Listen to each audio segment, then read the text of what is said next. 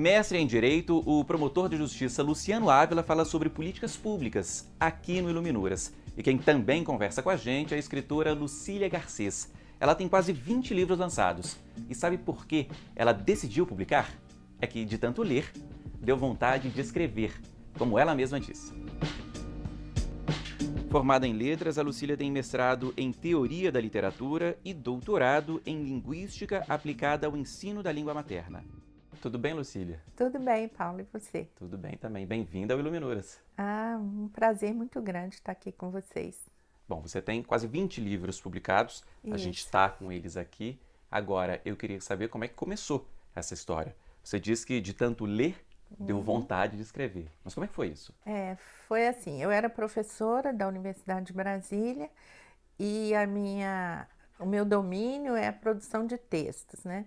E eu tenho um grande amigo que é ilustrador, o Jô Oliveira. Ele tem mais de 80 livros ilustrados, ele já ganhou prêmios de melhor selo do mundo. E ele é muito meu amigo e meu vizinho. Então ele veio aqui em casa com umas ilustrações maravilhosas sobre a história do Luiz Gonzaga. Ele queria fazer um livro, mas ele disse que não sabia fazer o texto e tal. E aí me encomendou o texto. Eu fiquei assim meio reticente, mas no fim aceitei o desafio. Eu nunca tinha escrito para criança.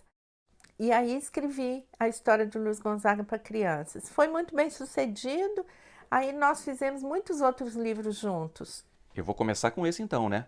Luiz Lua, seu livro de estreia, tá aqui comigo. Agora, qual foi o principal desafio? Esse de começar mesmo? Primeiro a gente faz uma grande pesquisa para selecionar quais são as informações interessantes para uma criança, né? Depois a linguagem que a gente usa para criança, ela não pode ser assim uma linguagem infantilizada demais, porque a gente não pode subestimar a inteligência da criança. Então, esse equilíbrio entre uma linguagem formal e uma linguagem que agrade as crianças é meio difícil de encontrar. Precisa de um trabalho muito grande sobre o texto. A senhora seguiu publicando, estou aqui com mais um livro também, Infantil Brasília, de Cerrado à Capital da República. Uma homenagem à cidade também, né? Isso, Esse foi uma encomenda da editora. Ela tem uma coleção, Nossas Capitais, e encomendou a mim e ao Jô que a gente fizesse o livro de Brasília. Esse livro é adotado em muitas escolas particulares e eu estou tentando estender a adoção desse livro às escolas públicas, porque ele traz tantas informações interessantes que até os adultos que leem se surpreendem, porque não sabiam tudo sobre Brasília. E eu acho que uma pessoa mora numa cidade, ela tem que ter um conhecimento da história dessa cidade, das características dessa cidade, né? Porque, afinal de contas, é o lugar onde a gente vive, né? Agora, qual que é o papel da escola, qual que é o papel dos pais, da família, nessa função? Então, a criança, para se tornar um leitor, ela tem que viver num ambiente que valoriza a leitura. Então, os pais devem contar histórias desde pequenininhos, às vezes até antes do bebê nascer. E, além disso, dar acesso à criança aos livros, entendeu? Levar as crianças às livrarias, levar as crianças às bibliotecas e, principalmente, dar o exemplo. Ler também, né? Ler coisas que os adultos gostam. Então, essa é a função da família, né? Valorizar a leitura para que a criança cresça num ambiente que estimula a leitura. E a escola, por sua vez, além de assegurar uma alfabetização consistente, em que a criança leia com muita facilidade, porque as pessoas têm que ler como quem respira. A leitura não pode ser uma tortura, uma coisa difícil, assim, intransponível. Então, a pessoa tem que ler com muita facilidade. Então, a função da escola é principalmente assegurar essa leitura fluente. E, além disso, introduzir a criança no mundo do letramento, que é muito mais do que alfabetização. É compreender que você vive num mundo em que predomina a escrita. Todos os documentos são escritos, todas as informações são escritas. Então, a criança tem que entrar nesse mundo de letramento.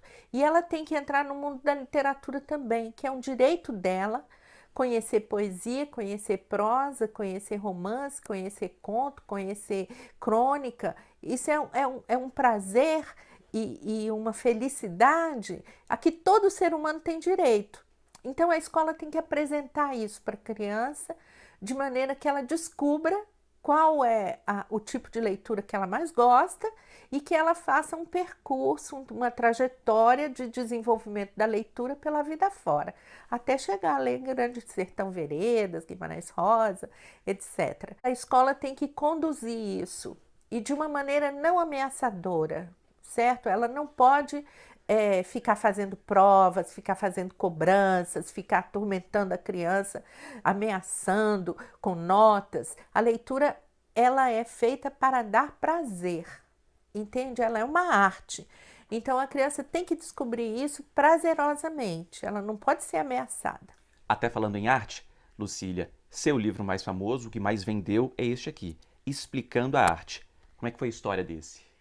A editora tinha um livro importado, Arte Comentada, que era muito complicado, muito difícil para iniciantes. Então ela queria um livro que fosse preparatório para o outro.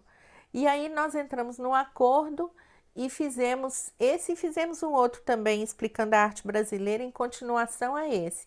E esse é um dos livros mais vendidos para introdução à arte. É dirigido a quem nunca leu nada sobre arte, a quem tem medo de arte, acha que a arte é para poucos, né? Então é um texto muito assim acessível, né? E muito agradável. Quando eu fiz o texto, eu sugeri algumas ilustrações. Quando o livro veio pronto, eu fiquei surpresa, porque eles tinham ampliado o número de ilustrações e o livro ficou muito bonito. Ele já vendeu mais de 100 mil exemplares. A senhora escreve não só para crianças e adolescentes, tem também livros para o público adulto. E eu estou com 2 deles aqui. O primeiro é Técnica de Redação. O que é preciso saber para bem escrever? E o que é? A vida acadêmica exige que a gente publique, né? E eu publiquei 2 livros. Um chama Escrita e o outro que é a minha tese de doutorado, que é sobre ensino de produção de texto. E o outro é um livro mais facilitado, dirigido a pessoas que querem fazer concurso, que querem fazer vestibular, e é muito adotado em séries iniciais do ensino superior. E ele procura desfazer o mito de que a pessoa tem um dom para a escrita e que não precisa prática, não precisa nada, e que a primeira versão já sai perfeita.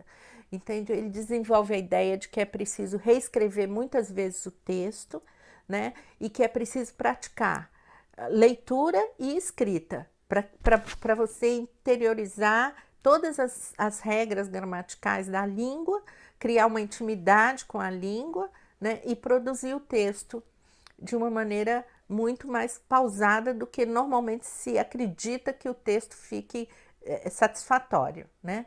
A primeira versão é sempre um rascunho que você vai trabalhar em cima, vai aperfeiçoar, vai desenvolver, vai melhorar até ficar do jeito que você deseja, né? Então, o livro desenvolve bem essa ideia. A leitura é fundamental, né?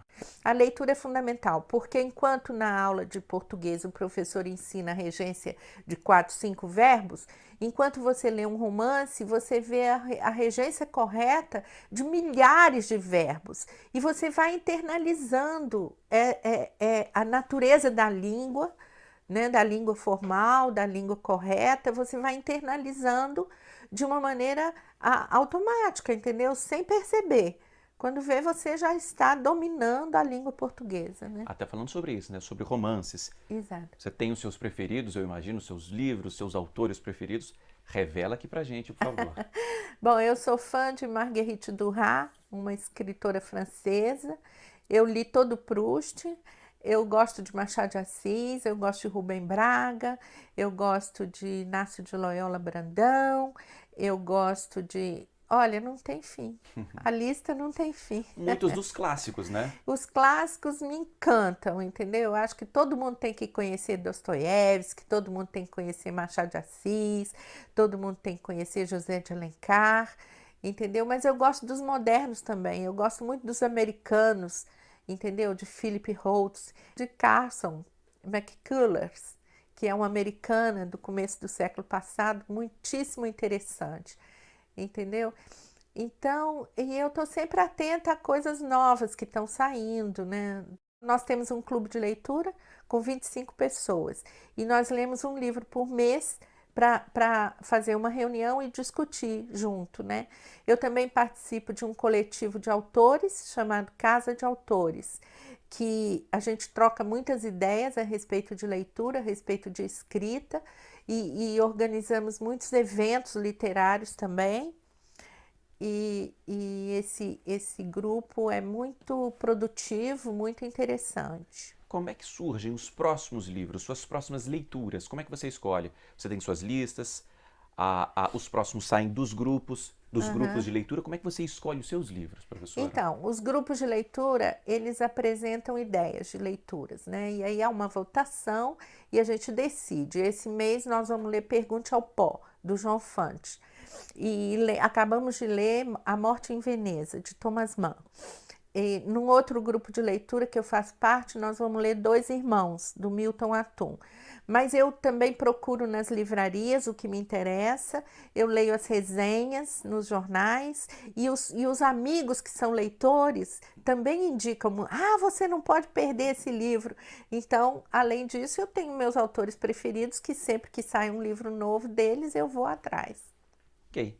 Professor, é isso. Foi um prazer vir até a sua casa. Você abriu sua casa aqui para a gente poder conversar aqui hoje. Foi um prazer também conhecer um pouco mais dos seus livros e das suas leituras, né? Muito obrigado. Obrigada a você, Paulo. Obrigada a todos. Bom, esse foi só o primeiro trecho aqui do Iluminuras. Depois do intervalo a gente segue falando sobre literatura, dessa vez com o promotor de justiça Luciano Ávila. É um minutinho só, hein? Não saia daí.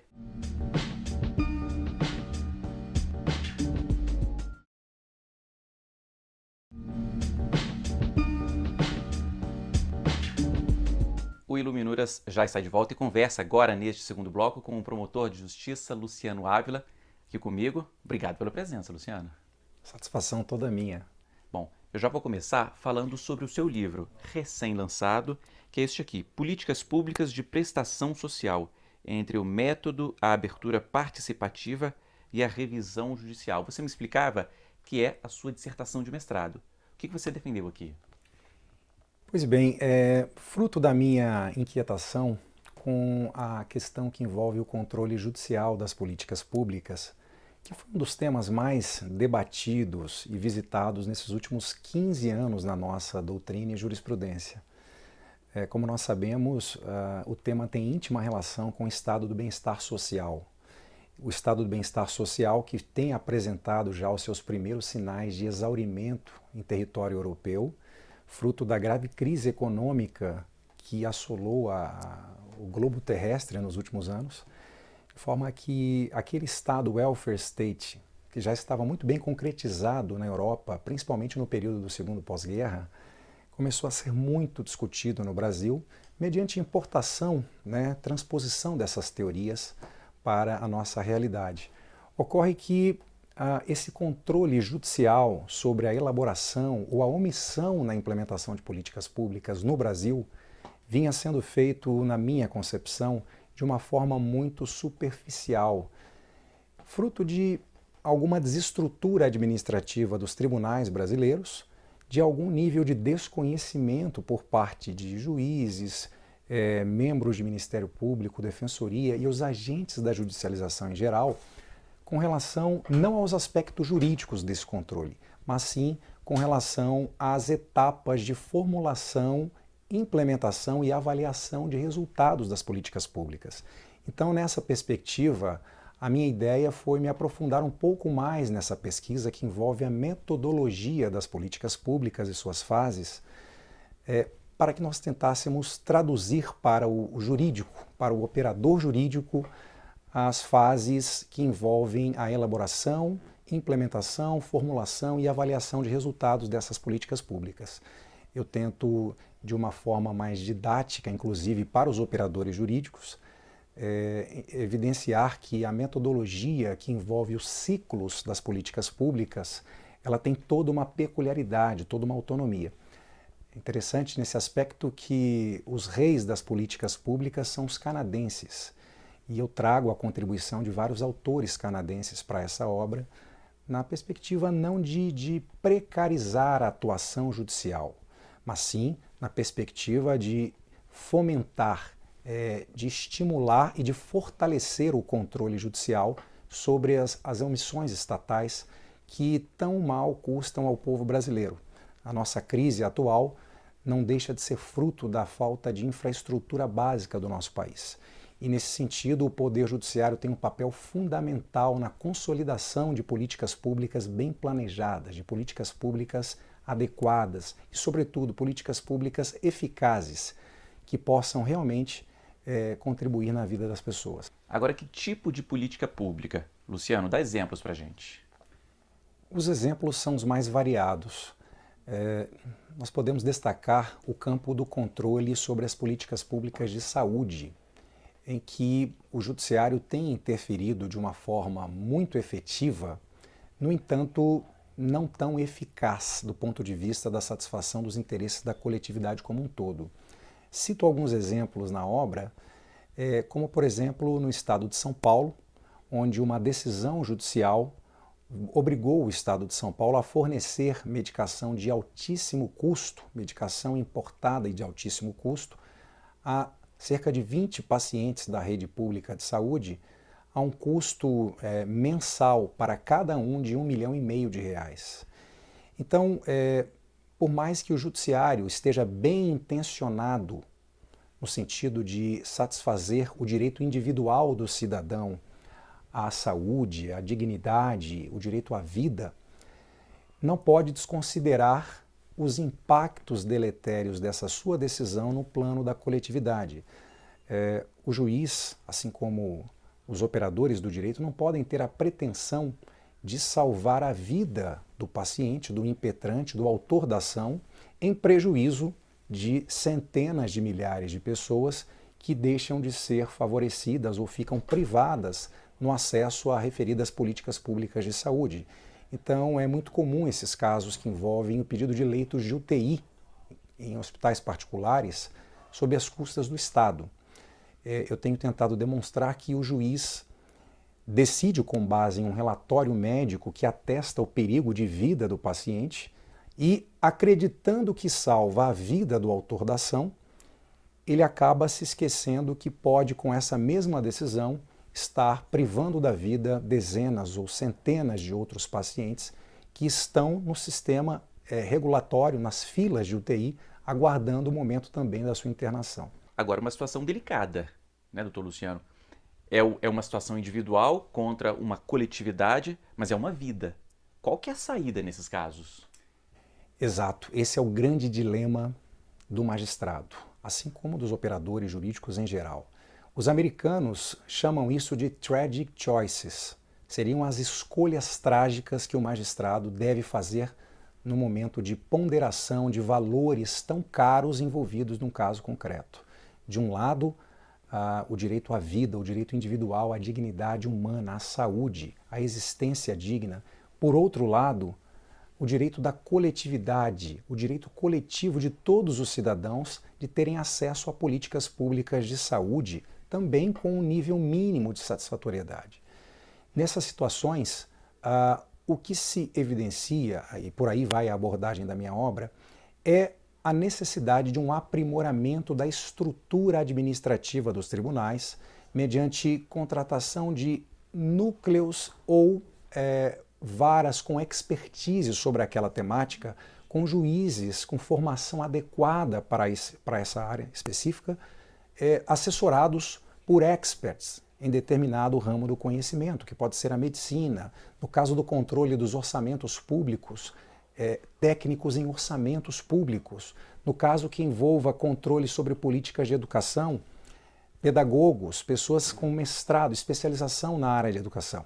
Então não é apenas um magistrado que deve ser relegado a segundo plano nessa sua atuação, tendo que decidir casos gravíssimos que envolvem tantos interesses de uma forma solitária, praticamente abandonado.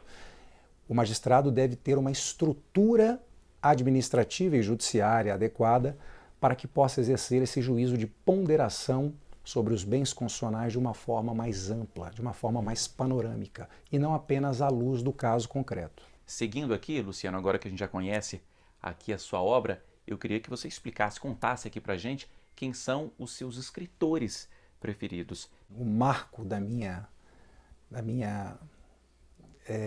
trajetória rumo às letras jurídicas começa com a literatura brasileira. Quando, aos 16, 17 anos, eu comecei a me apaixonar pelos diversos estilos literários que, naquela ocasião, nós tínhamos que estudar, né, naquele momento de segundo grau. Minha professora de literatura, Vera, foi marcante nisso. E ao nos apresentar os estilos literários do realismo, do parnasianismo, do romantismo, do pós-modernismo literário, eu me identifiquei muito com aquilo.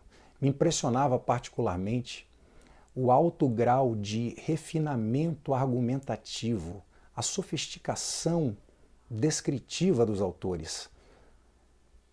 Ficava encantado com a forma como autores do porte de Machado de Assis, Lima Barreto e dentre tantos outros conseguiam descrever uma cena tão simples do nosso cotidiano através de palavras tão bem encontradas, tão bem elaboradas.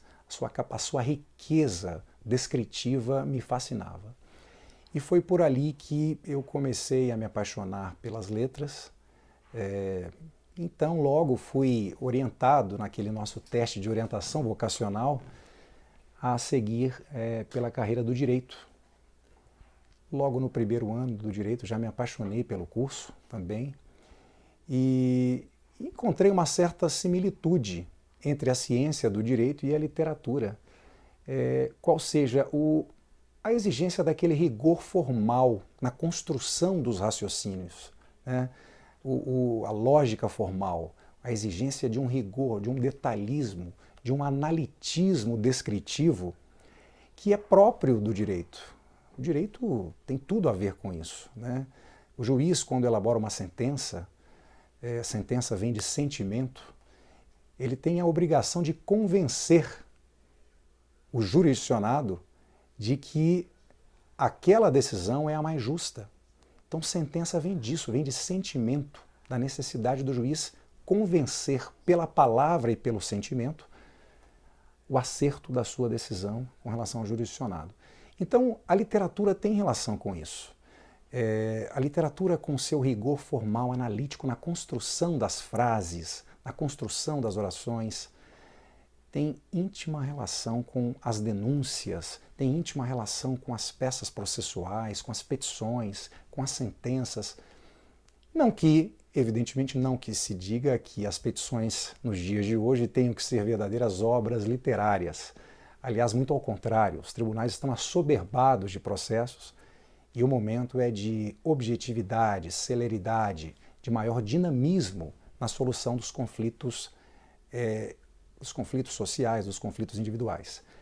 Mas eu vejo sim uma íntima relação entre a literatura e o direito. Para terminar, Luciano, já que o nosso tempo já está se esgotando, você citou aí alguns dos seus autores preferidos, mas tem um aqui agora que você trouxe, inclusive, e gostaria de ler um trechinho de um poema de Fernando Pessoa, não é isso?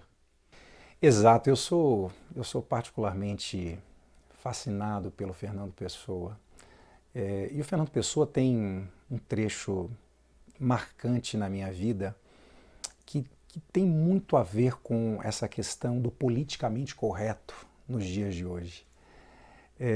O Fernando Pessoa, em seu poema Em Linha Reta, eu evidentemente não sou o melhor intérprete da sua poesia, mas o Fernando Pessoa tem um trecho do poema Vil, que sempre me marcou muito. Eu acho que tem muito a ver com essa questão do politicamente correto. Dizia então Fernando Pessoa: nunca conheci quem tivesse levado porrada. Todos os meus conhecidos têm sido campeões em tudo. E eu, tantas vezes reles, tantas vezes porco, tantas vezes vil, eu tantas vezes irrespondivelmente parasita, indesculpavelmente sujo, eu que tantas vezes não tenho tido paciência para tomar banho, eu que tantas vezes tenho sido ridículo, absurdo, que tenho enrolado os pés publicamente nos tapetes das etiquetas, que tenho sido grotesco, mesquinho, submisso e arrogante, que tenho sofrido enxovalhos e calado, que quando não tenho calado tenho sido mais ridículo ainda, eu que tenho feito vergonhas financeiras, pedido emprestado sem pagar, eu que quando a hora do soco surgiu me tenho agachado para fora da possibilidade do soco, e eu que tenho sofrido a angústia das pequenas coisas ridículas, eu verifico que não tenho par nisto tudo neste mundo. Toda a gente que eu conheço e que fala comigo nunca teve um ato ridículo, nunca sofreu enxovalho, nunca foi senão príncipe, todos eles príncipes na vida. Quem me dera ouvir de alguém a voz humana, que me confessasse não um pecado, mas uma infâmia, que contasse não uma violência, mas uma covardia. Não, são todos o ideal. Se os ouço e me falam, quem há neste largo mundo que me confesse uma vez que foi vil? Ó príncipes, meus irmãos, estou farto de semideuses.